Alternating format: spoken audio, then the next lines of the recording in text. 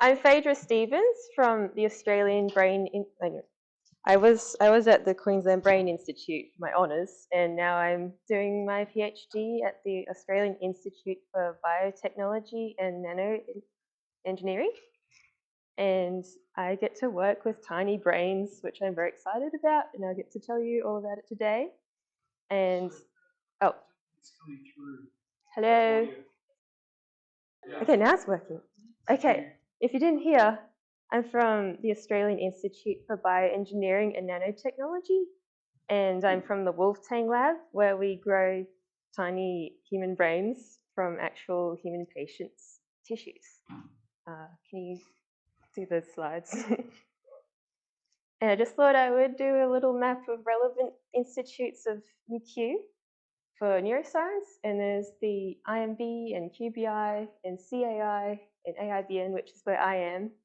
And CAI is where all of the cool technology is for brain scanning, like MRI and everything.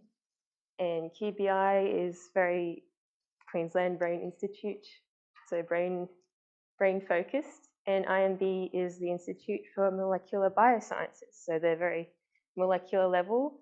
And it's also where we got our green fluorescent protein from for when I was at QBI, which is really cool. And so it all starts with the question, like, how are we here? We're all conscious and self-aware, and we're all unique personalities, and we have memories, which is amazing, from our pasts, and we have thoughts and plans about the future, and it's all very unique, and no one person can imagine quite what the experience is like for any other person, because we're all separate. And we all exist because of our biology, and it has this amazing, beautiful patterning, which is demonstrated by this brain bow, which is a famous image of a mouse hippocampus. And they used fluorescent dyes, which we stole from algae, to make it a rainbow colour. And so the way we have ended up being unique individuals over our lifetime doesn't just depend upon our DNA, our genetics. There's also epigenetics, which is a layer of genetics that's above DNA. And as you can see, the usual chromosome, and it becomes, you can see if it's unwound, it is chromatin, and it's DNA, which is wrapped around histones. And it is epigenetics, which says how bound up or not bound up the DNA is, which decides how much of the expression of protein is created, which is the machinery of our biology. So, and this is unique for each cell in our entire body, which is an amazing, beautiful patterning across all of our bodies, not just our brain, but also our other organs which interact with our brain, such as the gut, which has the gut-brain axis, which has been really exciting research recently, which can actually change your personality if you have a different gut biome.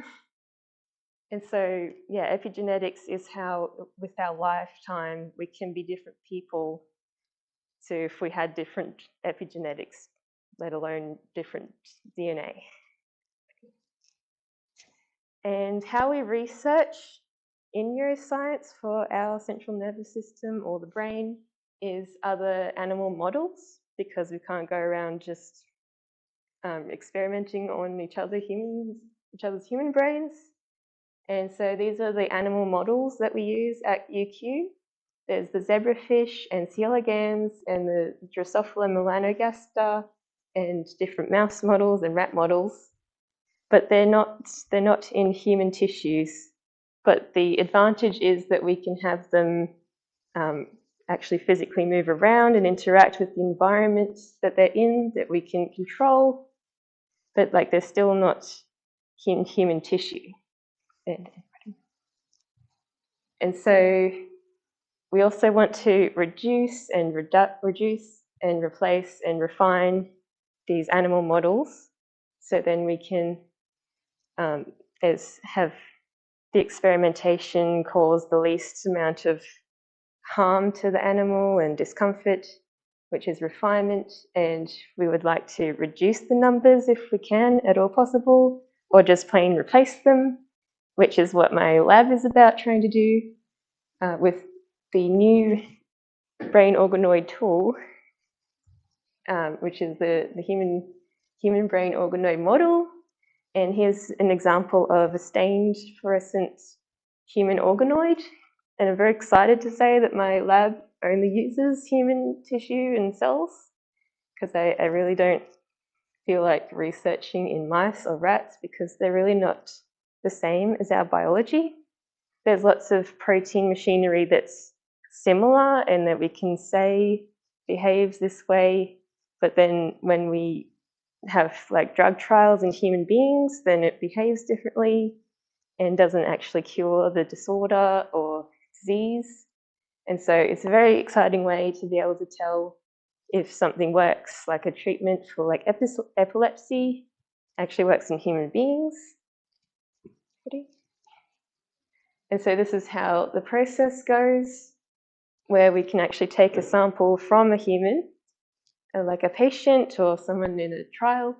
And so we have their normal human cells from their body, the way it is, like a skin cell or blood sample. And then we reprogram it from the 4 required reprogramming molecules that won a Nobel Prize to make it an induced pluripotent stem cell, which we can then induce to become a neuronal cell, and we let them grow together, and they eventually coalesce into a ball, which is the human brain organoid, which is very small, like the size of a lentil. But it's very exciting to have human tissue. And you can see up the top from the right, there's an example of brain organoids, and the well is almost as small as a 20-cent coin. And Dr. Manit Bhatia and Dr. Nathan Good are in charge of the Australian Organoid facility, which is an example is that big machine in the middle, which is meant to automatically create and grow human brain organoids or other organoids. I think they can do multiple organoids, not just human brain, also liver, and they also work on stomach and any organoid and any organ that we have in our body, which is very exciting. And so they recapitulate a lot of our biology, but it's not fully developed and matured like in an actual adult human brain. So it does have excitingly more than just neurons. It also has microglia, which are support cells for the neurons connection, and they're involved in the plasticity of the brain, which we need for learning. So they have a rudimentary level of complexity, and they have some brain layers that develop, but it's not as complex as the actual full human brain. And thanks to Pallavi, I have an example of how the organoid starts as just cells at the top there as day 1, and then it coalesces into the organoid, and then it becomes a very nice spherical shape. But sometimes something goes wrong that we don't know what goes wrong, and it becomes a lumpy, spherical kind of thing. But those ones look very nice and very perfect. Okay. And we've been able to, well, our group has taught some brain organoids how to play Pong, which raises the question of how conscious are they, and how intelligent, and would we be torturing them if we did experiments on them with neuroscience? But they're like, how difficult is Pong? Also, Neuralink has shown that monkeys can play Pong, and I feel pretty sure that less developed animal models would be able to play Pong. So there is room to actually test the full capacity of the organoids, if that is the limit. Also, they in the center, if they're not vascularized with actually getting like the artificial nutrients to the whole organoid tissue, then there's necrosis, as in cell death, in the center. So it's more like a layer around the outside of actual living cells. But there are models where they vascularize them now. And so that's a different type of model and it would need to be investigated separately for how conscious is it or intelligent. And they can also rudimentarily manage to distinguish between 8 different voices, apparently, by they just choose where to stimulate the organoid because it doesn't have ears. And then they record the patterns. And so when it's seen that there are different patterns in response to the different voices, they take that as it understanding that this is a different voice and it has a rudimentary memory of that this voice is different.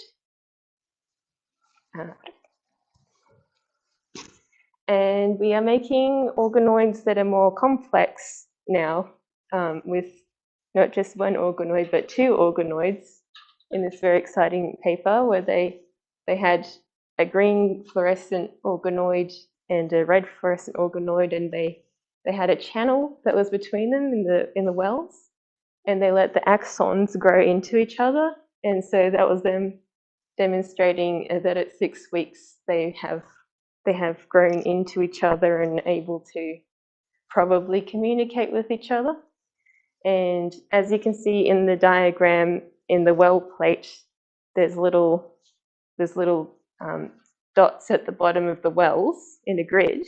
That is the multi-electrode array, which is really cool. And I got to see it in the epileptic brain organoid recently. And it's kind of like a recording device at each dot. So we let the organoids grow on top of the array, and then we put into an imaging machine that will listen to its activity.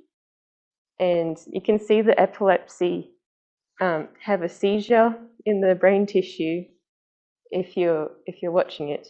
And then you can also treat it with drugs to find out which drug is best for that one patient, because the order in which you have these epileptic drugs matters, because each one physically changes your brain. And then if you don't get to the right one that's the best for you to begin with, then it won't be as beneficial.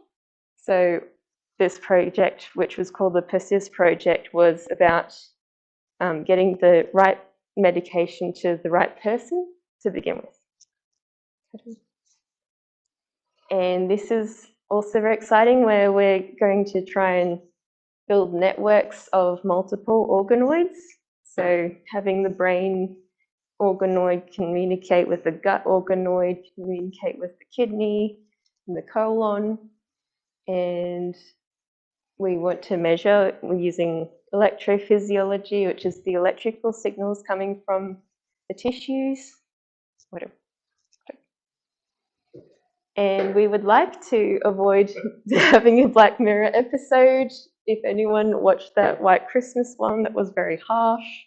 But it had this woman who decided to let this guy, who's very dodgy, into her brain, as we've been discussing, is not quite a good idea, because he made a copy of her, which would be really crazily amazing, but he tortures her into being her own servant.